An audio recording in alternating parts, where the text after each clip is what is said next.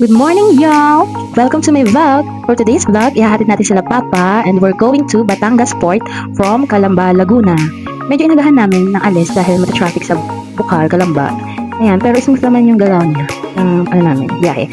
And nag-shortcut na lang kami dito sa may Calamba Municipal para mabilis at wala din traffic. So ayan, may mga jogging ng mga boys sa gilid sana. Okay, diba?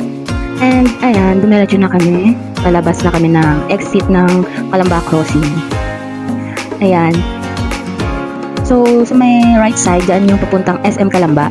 So, dito sa may left side, dyan yung papuntang SLEX. Ayan.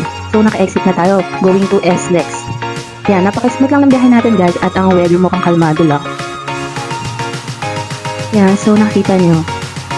Walang traffic. Weather is okay. Napaka-smooth na habang sa loob, chill lang. Sound trip, kwentuhan. So, andito na nga tayo finally sa Batangas City at inabot na tayo ng gabi. Yan, inabot na tayo ng gabi, guys. At this moment, it's 7:30 p.m. Abot pa tayo. Malakad din talaga pinagbago ng Batangas, guys. Ang ganda, ang lawat at malinis talaga dito. Ayan, kita nyo. Tanaw na natin ang barko sa labas, guys. Andito na tayo sa Batangas Port. Tanaw na natin yung ilaw doon sa may pier. Kita niyo yung mga barko. Yan, dito tayo sa Port of Batangas. Yan. Calamba going to Batangas Port. So, hindi pala dito yung guys, yung parking lot. So, nag-U-turn na lang kami. At maghahanap kami ng parkingan dito sa may labas, sa may 7-Eleven. Yan. So, sa tulong ng kapulisan, yan, pinag-park tayo dun sa may tabi ng 7-Eleven. Thank you po sa mga pulis dyan sa Batangas Port. Shoutout po sa inyo. Yan. Yan na nga yung Batangas Port. Andito na tayo, guys. Makikita na natin for the first time ang Batangas Port. Pero hindi tayo kasama. Si Papa lang at ang baby ko. Yan. So, nakababa na kami sa sasakyan at papasok na tayo sa Batangas Port. Yan. Thanks sa mga bumati sa amin dyan sa labas. Shoutout sa inyo. Yan, kay Kuya. Hindi ko nasabi yung vlog ko. Kasi nahiya ako, guys. Yan. So, kuha kami ng cart. Para hindi sila mahirapan. Sila papa sa bagahe. Bubuhat. Mabigat din kasi. Yan. Diyan nyo lang makuha yung cart sa gilid ng gate.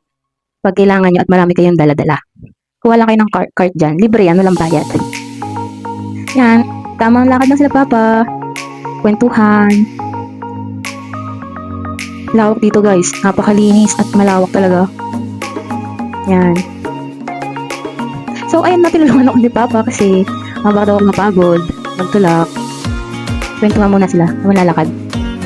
Yan. So, andito na tayo sa entrance. Welcome to Modern Batangas Port. Yan. Bakit muna si Papa? Dito tayo sa entrance, pagpasok ng port. Yan. So, checking muna sa security guard ng mga gamit. Yan, guys. Checking muna. Checking. Yan, dito tayo sa loob, guys. Napakalawak at napakalinis pala dito for the first time. Ayan, ang daming dito, mga fast food. Yan, sago, shawarma. Tapos marami din kainan dyan sa loob. Pag hindi pa kinakain at may time pa kayo kumain. Yan. Marami mga kainan dyan sa side. Mga kanin. May potato corner din dyan, Dunkin Donuts. So, ayan. Hanap namin yung to-go link na for stamp. Unang gagawin daw dyan ay mag-stamp tayo dyan for your ticket po. Bibigyan nyo lang po yung ticket at yung ID.